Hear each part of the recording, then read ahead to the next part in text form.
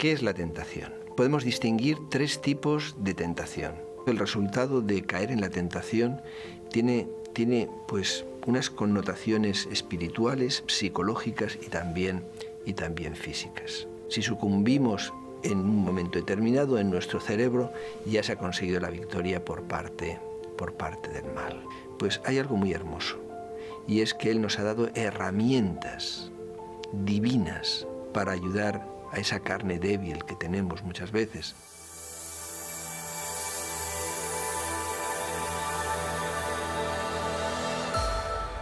Soy Antonio Martínez y soy psicólogo y pastor. Y vamos a hablar en esta ocasión sobre un tema que entiendo que es muy importante, la tentación. De hecho, es un tema que nos acompaña desde el mismo principio de la humanidad. ¿Qué es la tentación? La tentación es un impulso hacia algo que no es bueno, que nos va a producir daño si sucumbimos a ella, y que en muchas ocasiones no solo nos va a hacer daño a nosotros, sino también a otras personas. Puede ser la familia, pueden ser otras personas. Los engaños, la deshonestidad, la desconsideración, tantas y tantas cosas a las que a veces nos sentimos impulsados. Bueno, pues eso es la tentación. Vamos a analizar algunos aspectos espirituales, psicológicos y me atrevo a decir también que neuropsicológicos de la tentación.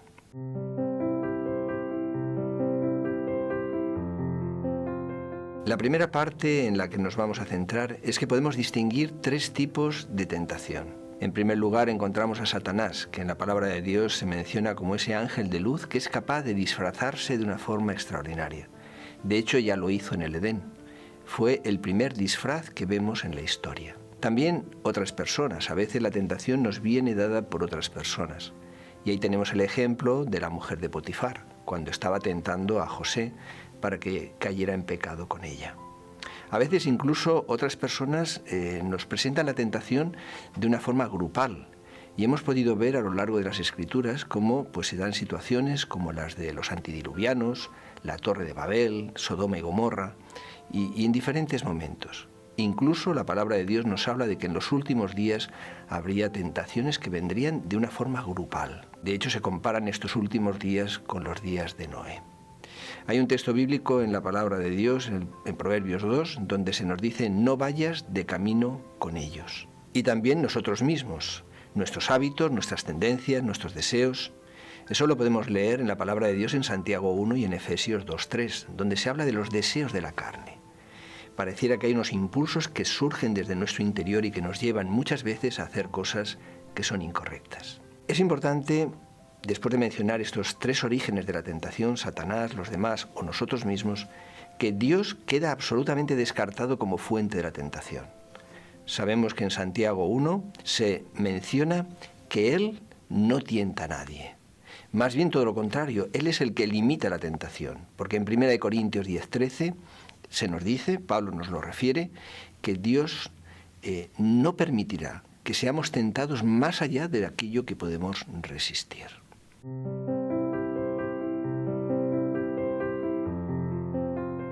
Hay tentaciones que podríamos llamar famosas, si es que podemos utilizar este término, y que han ido marcando la historia.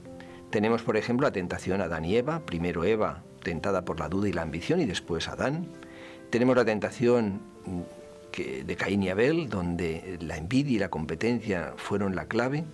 Los hijos de Dios que fueron tentados, atraídos por la belleza de las hijas de Caín. O tenemos tentaciones a veces realmente impresionantes, terribles, como la de Jacob con su padre. Recordaremos, es uno de los relatos más duros que podemos encontrar en las Escrituras. De hecho, personalmente cuando leo ese texto me quedo impresionado por el daño cerebral que debió producir en Jacob el caer en ese pecado.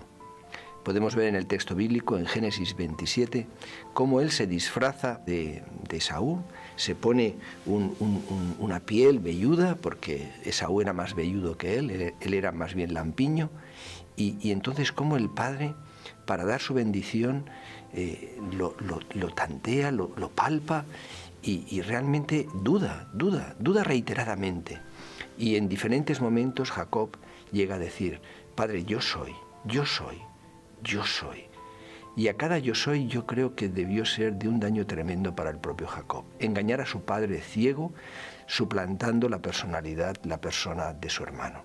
realmente es un ejemplo muy claro del daño interior que puede producir el pecado en las personas. Hay otros ejemplos, como el ejemplo de David y Betsabé, cuando él fue tentado a cometer ese adulterio, o José con la mujer de Potifar, que antes mencionábamos, ¿verdad? Donde la sensualidad, el sexo, pues han sido los instrumentos para la tentación. De hecho, la sexualidad ha sido una herramienta de tentación a lo largo de los siglos. Y ahí vemos pornografía, prostitución, películas, libros eróticos, etcétera, que han sido instrumentos para llevar a cometer malas acciones y a dañarse las personas por ese medio. Hay que decir que las tentaciones suelen relacionarse con tres aspectos muy concretos, muy bien definidos. Son la sensación, la posesión y la posición. Prácticamente todas las tentaciones que podemos recibir persiguen aportarnos o queremos recoger sensaciones o alcanzar cosas que poseemos o alcanzar posiciones.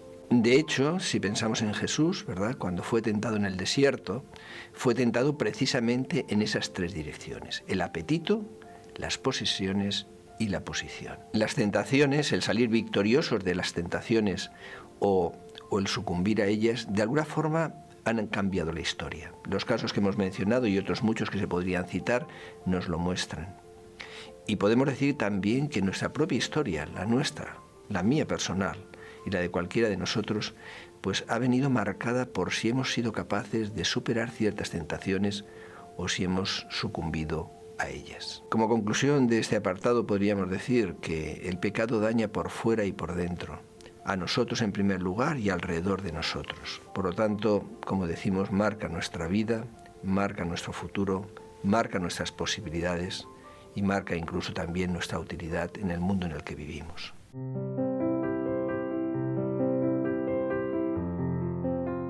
Es importante que nos planteemos cómo se produce la tentación, porque la tentación en Santiago 1 se nos dice que es un proceso.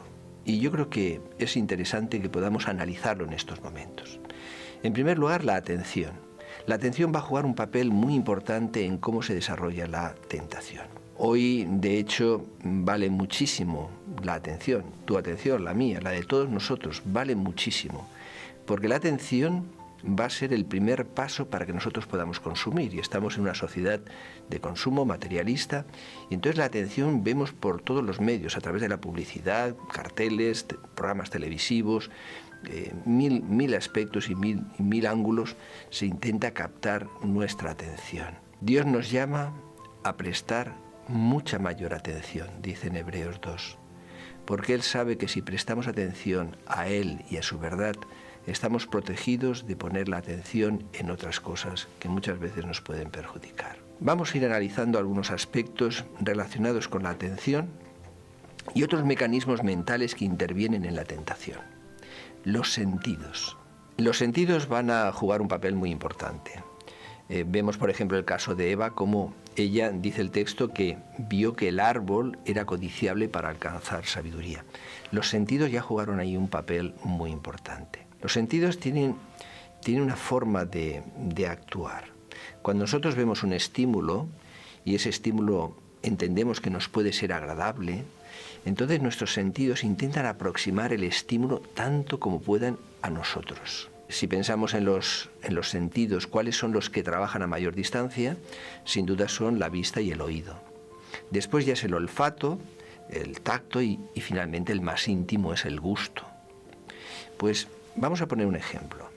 Imaginad que se ha celebrado un cumpleaños, había pues lo que siempre suele haber en un cumpleaños, que es un pastel, y ha sobrado un pastel. Ese pastel estaba muy rico, estaba muy sabroso, y a la persona que, lo guardan en el frigorífico, y la persona que está por allí por la casa y tal, está haciendo cosas y no piensa en el pastel. Pero en el momento en que abre el frigorífico, si además es una hora en la que tenía o puede tener un poco de apetito, pues es fácil que al verlo aumenten las posibilidades de consumir ese pastel. Tal vez no es lo mejor, tal vez es mejor que pueda demorarlo a después de comer, o a lo mejor tal vez lo mejor es que no se lo coma, pero lo cierto es que al verlo eso ya le va a generar una mayor predisposición a comerlo. Si la persona tomara el pastel con su mano, aunque fuera para moverlo para reubicarlo dentro de la nevera,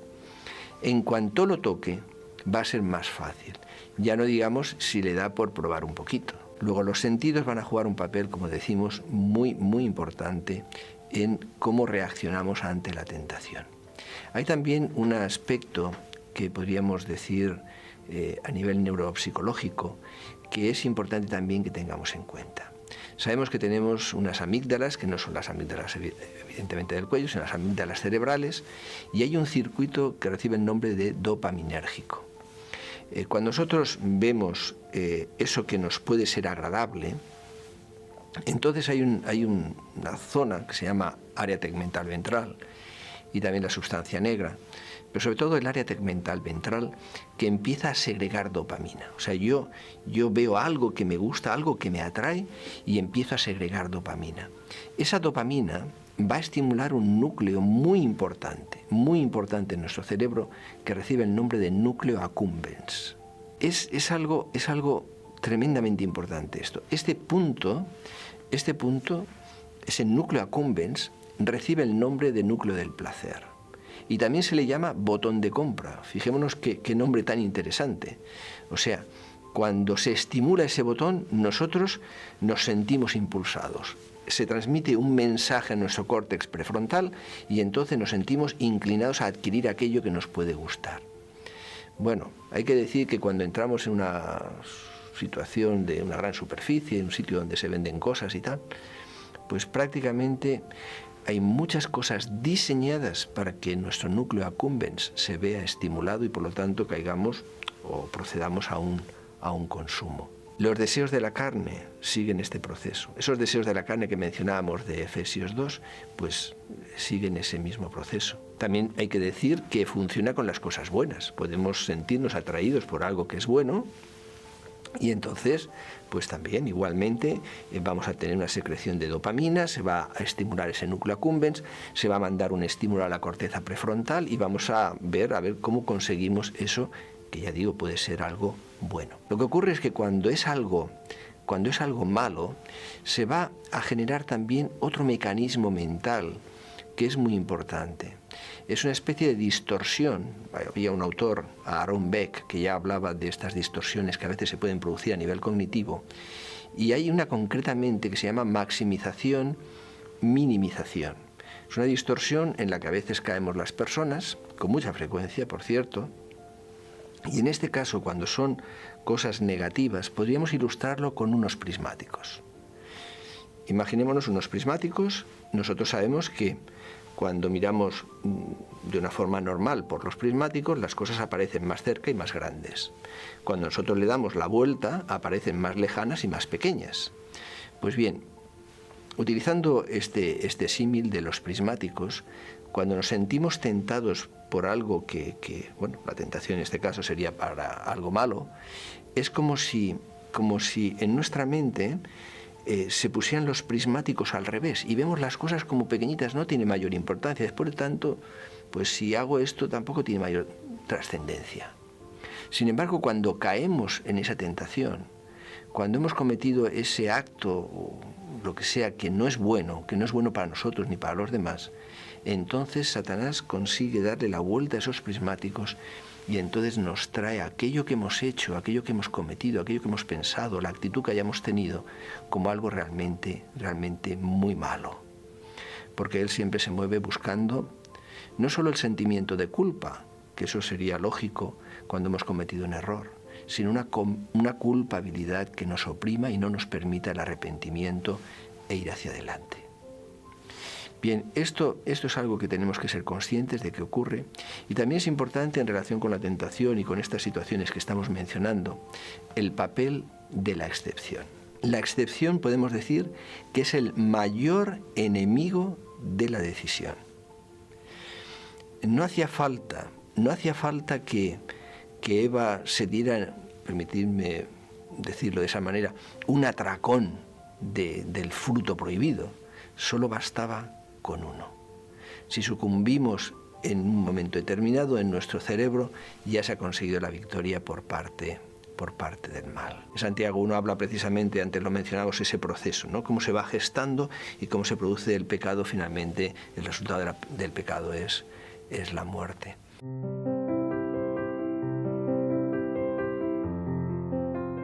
¿Y cuál es el resultado a nivel mental? Además de físico, porque también muchas veces hay un daño físico. En el caso de Adán y Eva, vemos cómo la tentación y el pecado les fragilizó. Se sienten desnudos, vulnerables, sienten miedo, se esconden. Vemos también cómo se desresponsabilizan de sus propias... En fin, empiezan a echarle la culpa al otro, a Satanás.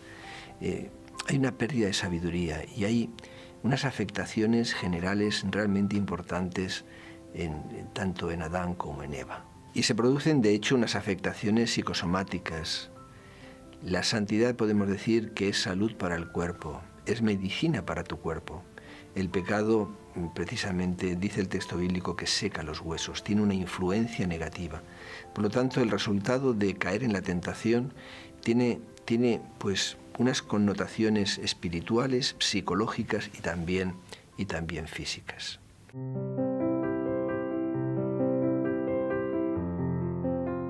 Por lo tanto, la tentación podríamos equipararla a una señal de peligro, porque sus consecuencias son muy malas para nosotros. Y por eso Jesús nos exhorta. Jesús llega a decir que el espíritu a la verdad está dispuesto, no queremos caer en ciertas cosas, pero dice él, mas la carne es débil. Y al hilo de estas palabras de Jesús, quizás sea también interesante que digamos que hay ciertos potenciadores que hacen que la carne sea más débil, que podamos tener más posibilidades de caer en la tentación y cometer el pecado. Y son tres aspectos muy bien definidos y perfectamente estudiados. Uno es el estrés, otro es el aburrimiento y otro es el cansancio. En cualquiera de estas circunstancias estamos más frágiles, somos más vulnerables para cometer errores de los cuales luego pues, podamos o debamos arrepentirnos.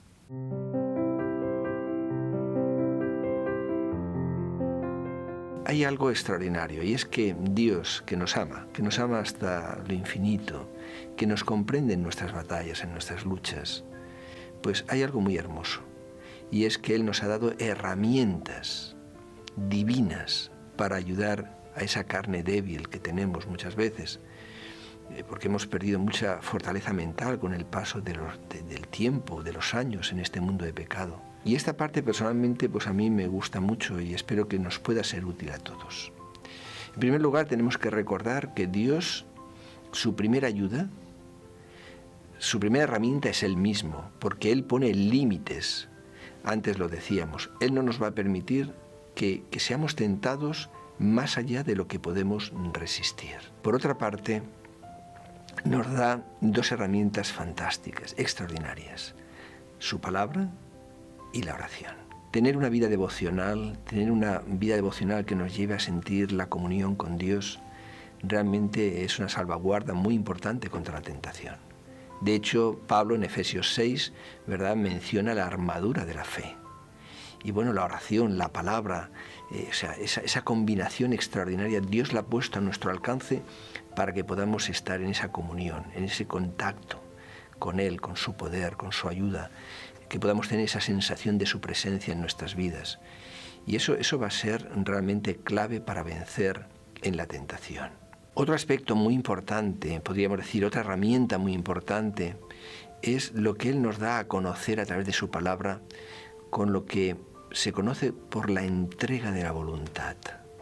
Si nosotros recordamos el texto en el que Jesús dice que todo aquel que quiera seguir en pos de Él, tome su cruz y que le siga, bueno, pues es interesante porque hay un evangelio donde se menciona tal como lo acabo de referir ahora, y simplemente dice eso, pero luego hay un matiz muy importante en Lucas 9:1, donde se dice, cada día debemos tomar nuestra cruz cada día.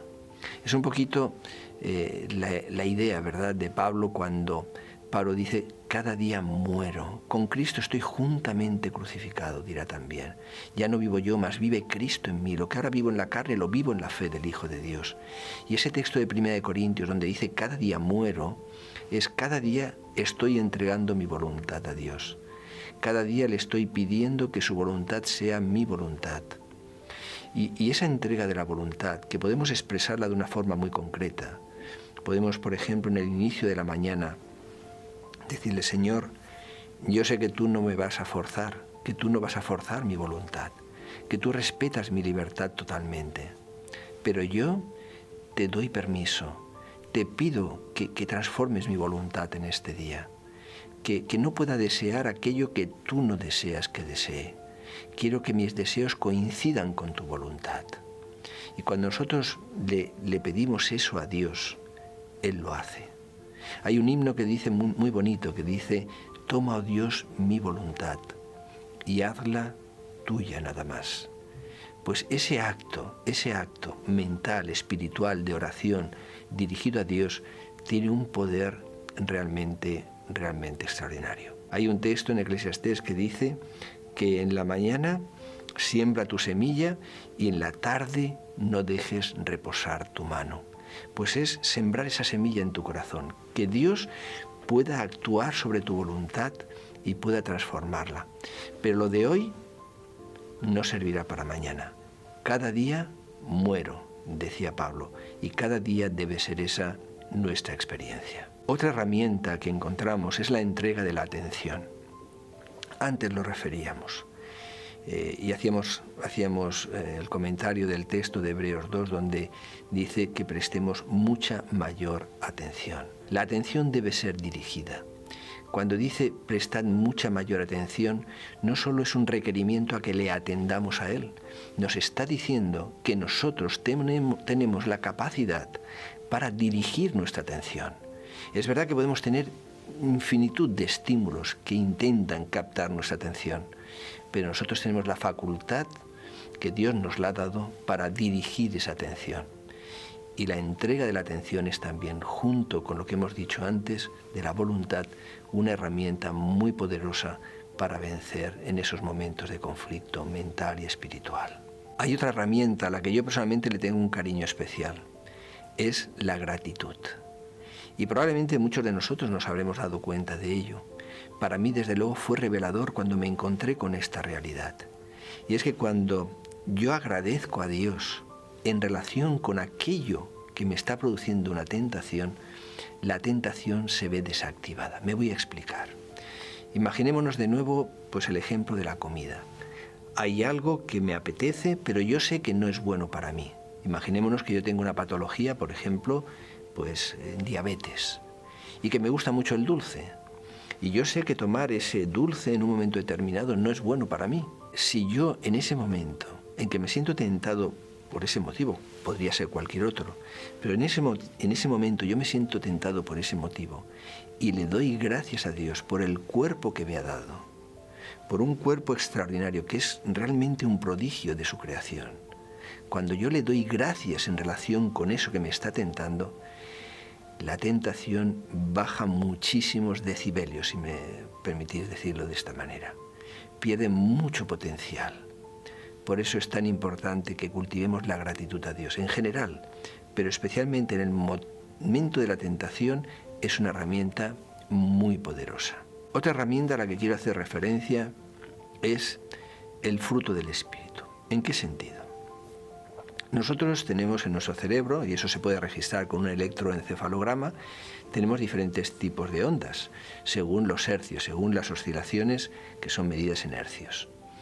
Y esas ondas son las ondas delta, teta, alfa, beta y gamma. Esas ondas cerebrales, por ejemplo, las ondas delta son cuando estamos durmiendo, las ondas teta son unas ondas que se producen de un mayor número de hercios, de 4 a 8, por segundo, pues esas ondas son las que se producen cuando nos estamos justo despertando o justo para dormir. En esos momentos se producen esas ondas. Después ya está la vigilia propiamente, que son las ondas alfa, las ondas beta, hay mayor activación. Las ondas alfa sirven pues para relajarse en un masaje, ante un paisaje, etcétera, una buena música. Y luego tenemos las ondas gamma, que son cuando nuestro cerebro está en una actividad más grande, cuando estamos resolviendo problemas, cuando estamos realmente a 100%, y de hecho son de 30 a 100 hercios por segundo. Bien, pues lo que quiero sugerir en estos momentos, que he podido comprobarlo en mi propia experiencia y también de muchas personas a las que le he podido aconsejar esto, es que en el momento en que la persona acaba de despertarse, en esos momentos en que las ondas, esas ondas teta, TH, TA, se están produciendo, si en ese momento recitamos el fruto del Espíritu, eso tiene un efecto realmente muy interesante a nivel cerebral. De hecho, a lo largo del día, ese texto tan extraordinario va a venir a nuestra mente y va a venir en nuestra ayuda. El fruto del Espíritu lo conocemos: amor, gozo, paz, paciencia, benignidad, bondad, fidelidad, mansedumbre y dominio propio. Cuando nosotros recitamos ese fruto del Espíritu, eso tiene un efecto en nuestro interior. No se trata de recitarlo así rápidamente, sino de recitarlo absorbiendo el significado que está detrás de las palabras. Habrá momentos en que quizás nos sintamos propensos a perder la paciencia y ese texto vendrá a nuestra mente. Momentos en que necesitemos dominio propio, ese texto vendrá a nuestra mente. Momentos en que tengamos que, dentro de la amargura, a lo mejor de un problema, de una situación, el gozo del Espíritu vendrá en nuestra ayuda. El fruto del Espíritu en esos momentos especiales es muy interesante y útil. Si alguien no conoce el fruto del Espíritu, pues puede escribirlo en un papelito y simplemente lo lee inmediatamente después de despertarse. Si luego lo aprendemos, mucho mejor. Otra herramienta que podemos mencionar es la memoria a corto plazo. Nosotros tenemos nuestra memoria, hay diferentes clasificaciones de la memoria, unas son funcionales, otras son estructurales. Hay una clasificación estructural que es la de Atkinson y Shiffrin, donde se habla de la memoria sensorial, la memoria a corto plazo y la memoria a largo plazo. La memoria a corto plazo es aquella con la que nosotros nos movemos, es como un poquito la memoria de trabajo de un ordenador. Es muy pequeñita y es con la que estamos funcionando en ese momento presente en el que estamos pues echando mano de ella. Esa memoria a corto plazo es el único lugar donde se puede producir la tentación. No se puede producir la tentación en la memoria a largo plazo, ni siquiera en la memoria sensorial, o se puede iniciar en la memoria sensorial, pero especialmente esa memoria a corto plazo es pequeñita y es aquello en lo que estamos pensando. No podemos pensar en dos cosas al mismo tiempo. Ese espacio de memoria con la que trabaja nuestro cerebro es ahí donde se produce la batalla de la vida. Cuando Satanás consiguió que cayera en la tentación Eva lo que puso a su alcance fue su memoria a corto plazo. Entró en un diálogo con Satanás y eso es lo que permitió que Satanás pudiera vencer. Nosotros tenemos una herramienta suplementaria que podemos tener en cuenta con la memoria a corto plazo y me voy a intentar explicar. Hay algún programa que se ha hecho a veces para ayudar a las personas en el tema de la salud, concretamente en el tema del tabaco, un plan que recibe el nombre de Plan de 5 días para dejar de fumar, y recuerdo que en cada una de las sesiones en ese plan de ayuda para dejar de fumar, pues se utilizaban lo que se llaman afirmaciones categóricas. ¿Qué es una afirmación categórica? Pues bueno, la primera tarjeta que se le entregaba a las personas al final de la jornada era: he decidido dejar de fumar. Eso es una afirmación categórica, es una afirmación fuerte, directa, que nuestro cerebro absorbe de una forma muy poderosa. De hecho, en la publicidad se utiliza mucho la afirmación categórica, y es que nos cuesta creer que nos puede alguien engañar si se dirige a nosotros de una forma categórica, con convicción. Es, por lo tanto, un argumento recurrente. Nosotros podemos utilizar afirmaciones categóricas. Ahora, eso sí, tienen que ser afirmaciones categóricas que sean verdad. Por ejemplo, que no sean absurdas. Hay a veces alguna corriente pseudopsicológica y tal que plantea que te pongas delante de un espejo y digas, pues soy el mejor, como intentando subir autoconcepto, la autoestima y salir a comerte el día, ¿no?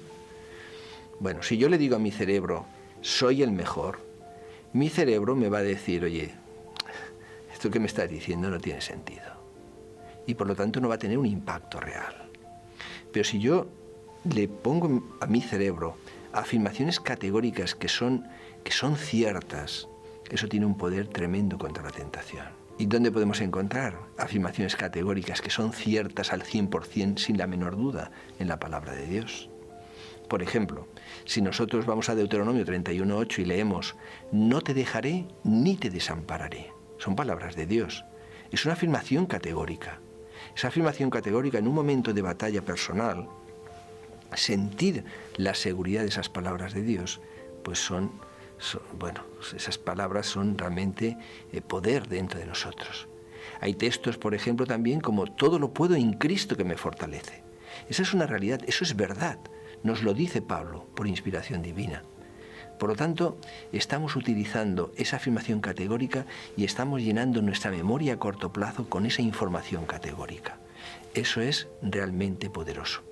Pensemos que incluso Jesús en las tentaciones, en el desierto, utilizó afirmaciones categóricas. No tentarás al Señor tu Dios. Eso era una afirmación categórica. A tu Dios adorarás y a Él solo servirás. Es otra afirmación categórica. No solo de pan vive el hombre. O sea que vemos que el propio Jesús utilizó esto. Hay otra herramienta que creo que vale la pena que podamos compartir, que es la visualización. La visualización inteligente. La visualización es ser capaz de ver más allá del momento presente.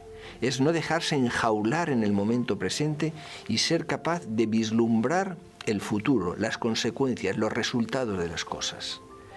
Si, por ejemplo, yo hago algo que es incorrecto, yo puedo pensar en qué consecuencias va a tener eso. Si seguimos con el ejemplo de la alimentación, pues yo puedo ver eso que me apetece o puedo verlo ya el efecto que produce en mi cuerpo.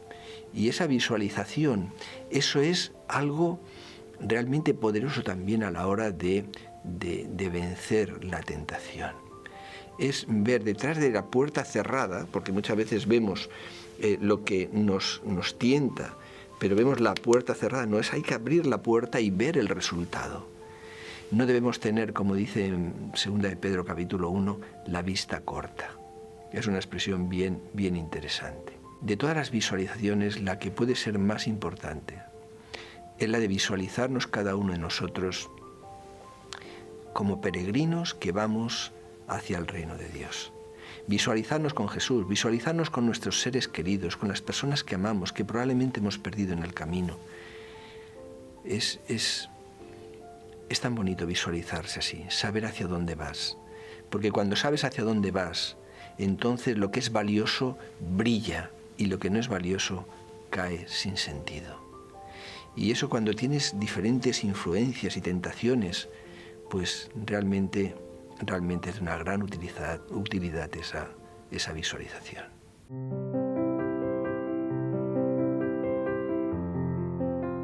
En conclusión, y podríamos decir que en resumen, me gustaría hacer referencia a hubo un momento en el que busqué en Google, pues simplemente a ver qué se decía sobre la tentación. Me llamó la atención, porque hay veces, ¿verdad?, que uno busca definiciones, busca informaciones, etcétera, y no siempre están muy ajustadas, porque no siempre tienen la connotación moral, ética, etcétera, que uno en principio considera que es necesario. Pero en este caso, cuando leí acerca de la tentación, leí lo siguiente: la tentación es una incitación para pecar y seguir a Satanás en lugar de Dios. Parte de la experiencia de esta vida es aprender a vencer la tentación y escoger el bien sobre el mal. Realmente me pareció extraordinaria la definición, porque es difícil mejorarla. Y además es que nos da una visión muy interesante, porque nos muestra esta definición, ¿verdad?, cómo no se trata muchas veces de algo circunstancial, no se trata de esta comida o de este programa de televisión o de esta cosa en concreto. En esta definición se menciona que es un tema de elección. Y estoy totalmente de acuerdo. La palabra de Dios lo expresa así. No se trata de un cigarro, de alcohol o de cualquier otra cosa, ya digo, un programa de televisión que no sea lo más correcto. Se trata de una elección entre Dios y el bien y el mal, el enemigo de las almas, que es Satanás. Entonces, realmente debemos ser muy conscientes de esto. Tenemos que tener presente que como respondamos a esa elección, a esa tentación, eso va a determinar el curso de nuestra historia personal y a veces, muy probablemente, la de nuestra familia y de personas con las que nos relacionamos. Hemos de ser conscientes de que Dios está a nuestro lado, que Dios es nuestro ayudador, que Él ha provisto herramientas espirituales y psicológicas para vencer la tentación. Hemos mencionado la oración, la palabra, la entrega de la voluntad, de la atención, etcétera, lo que hemos ido mencionando. La visualización que hemos comentado en ese último apartado. Quisiera terminar con un texto bíblico. Un texto bíblico que se encuentra en Santiago capítulo 1. Dice así el texto bíblico: Dichoso el varón que soporta la tentación, porque cuando haya resistido la prueba, recibirá la corona de la vida que el Señor ha prometido a los que le aman. Es un texto importante, ¿verdad? Es un texto realmente muy significativo.